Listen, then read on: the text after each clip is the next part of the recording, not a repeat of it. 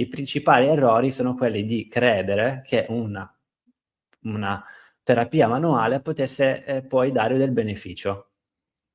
Quindi questa persona che ho visto sta seguendo fisioterapia con Tecar e Pompage. Vorrei parlare di questo, principalmente Tecar e Pompage sono degli attenuanti, lavorano sulla superficie, non sempre danno del sollievo, anzi secondo me non servono.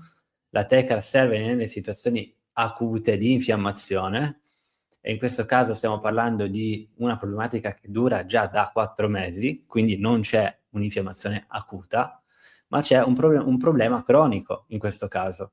Quindi la Tecar, che ne ho fatta tantissima, ok, su altre problematiche che ho avuto, non di cervicalgia, ma di pubalgia, ne ho fatte tantissime, a parte che hanno un costo abbastanza corposo, perché se non sbaglio costano sui 35 euro, 60 euro, 35 euro a mezz'ora, su mezz'ora.